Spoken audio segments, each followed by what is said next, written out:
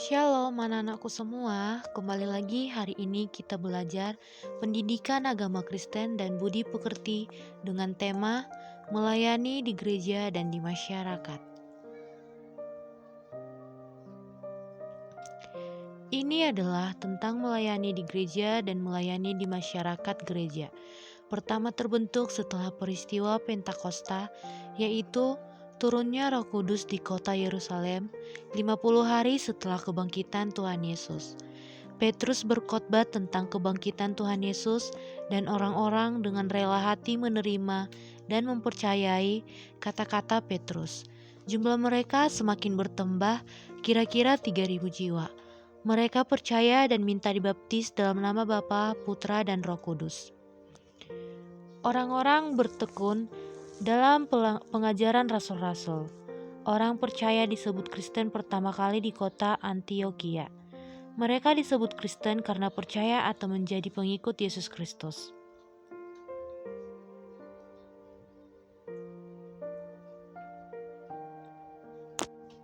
Jemaat Antioquia saling menolong. Mereka menjual harta benda untuk dibagi-bagikan kepada anggota jemaat yang memerlukan. Mereka tekun beribadah dan sehati berkumpul memuji Allah. Mereka saling memperhatikan dengan mengunjungi rumah sesama anggota jemaat.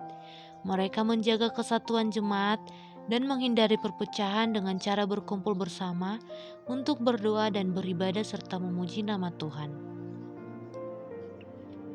Jemaat Antioquia hidup sehati dan sejiwa. Apa yang menjadi miliknya adalah milik bersama. Contoh orang yang menjual ladangnya dan kemudian uangnya diserahkan kepada Rasul Petrus untuk persembahan dan digunakan bersama-sama adalah Yusuf Barnabas, seorang Lewi dari kota Siprus. Namun, ada juga yang memberikan persembahan tidak tulus dengan menyimpan sebagian penjualan ladangnya dan mengatakan semuanya untuk persembahan agar dipuji.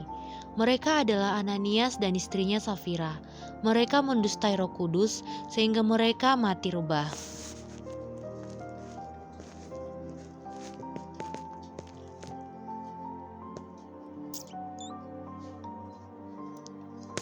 Setiap orang percaya yang telah diselamatkan dipanggil untuk melayani di gereja. Gereja bukanlah hanya diartikan sebuah gedung atau tempat orang Kristen melakukan kegiatan rohani. Namun, gereja adalah seluruh orang Kristen yang percaya kepada Yesus Kristus. Setiap pengikut Kristus, baik anak-anak maupun orang dewasa, haruslah ikut ambil bagian melayani di gereja.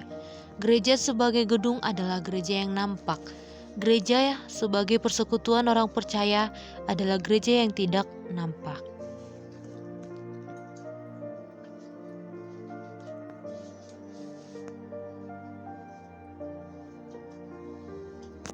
Pelayanan apa sajakah yang dapat kita lakukan di gereja? Ada banyak contoh pelayanan di gereja. Melayani dengan menjadi guru sekolah minggu sehingga dapat mengajar anak-anak, pendeta melayani dengan berkhotbah, penatua, diaken melayani dengan cara melakukan kunjungan ke jemaat yang sakit.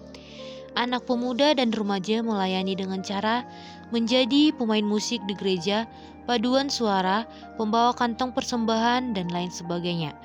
Pelayan gereja juga bisa dalam bentuk kegiatan sosial seperti donor darah, aksi pengobatan gratis, aksi gotong royong, membersihkan gereja, bakti sosial, dan lain sebagainya.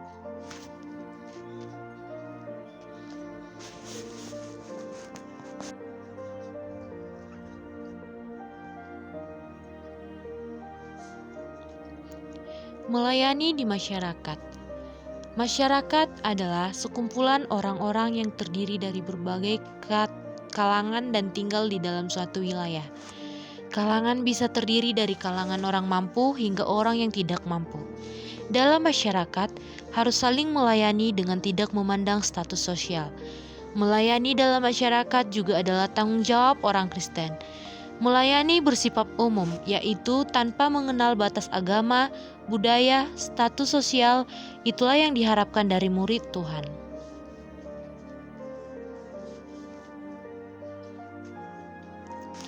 Dalam melayani masyarakat, Setiap orang Kristen harus dilatih untuk memikirkan orang lain, bukan hanya memikirkan diri sendiri, keluarga sendiri, atau gereja sendiri.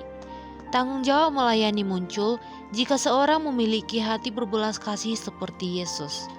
Yesus mengajarkan para murid untuk mengembangkan tanggung jawab melayani kita menghadapi orang yang banyak kelaparan.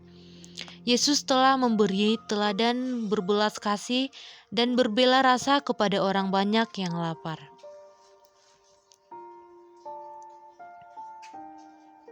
Yang mengajar tentang melayani masyarakat melalui kasih Yesus memberi makan 5.000 orang. Pada waktu orang banyak mengikuti Yesus untuk mendengar pengajarannya, mereka berada di tempat yang sunyi dan jauh dari desa. Hari telah senja dan mereka tidak membawa bekal makanan. Para murid meminta Yesus untuk menyuruh orang-orang pergi membeli makanan. Yesus berkata bahwa mereka tidak perlu pergi, tetapi para muridlah yang harus memberi mereka makan. Filipus yang disuruh Tuhan Yesus merasa tidak mampu karena orang yang sangat banyak. Andreas menemukan anak kecil yang membawa 5 roti dan 2 ikan. Yesus mengada, mengucap berkata dan mencil-cilnya, serta meminta para murid untuk membagi-bagikannya kepada 5.000 orang laki-laki. Kisah Yesus memberi makan 5.000 orang mengajarkan bahwa Yesus mau melayani banyak orang. Ketika ia melihat ada orang banyak yang sedang kelaparan, maka ia tidak menutup matanya. Yesus tergerak oleh kasih-Nya. Yesus melayani orang banyak tanpa memandang siapa orang tersebut. Yesus melihat bahwa mereka semua membutuhkan pelayanan dari Tuhan. Melayani di masyarakat adalah bentuk pelayanan kepada sesama. Masyarakat kita adalah masyarakat Indonesia yang terdiri dari berbagai agama, suku, budaya, atau golongan. Sebagai orang Kristen, kita harus melayani semua orang, seluruh masyarakat Indonesia, tanpa membeda-bedakannya. Ada banyak cara yang dapat kita lakukan untuk melayani masyarakat kita. Misalnya, mengunjungi orang miskin, memberikan bantuan kepada orang miskin, dan tidak menghina orang miskin dan menderita.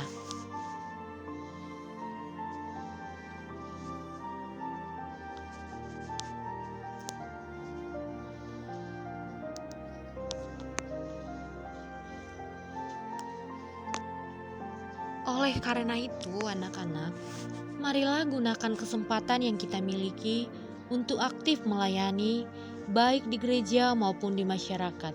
Selamat melayani anak-anak semua. Demikian video pembelajaran hari ini. Terima kasih. Shalom.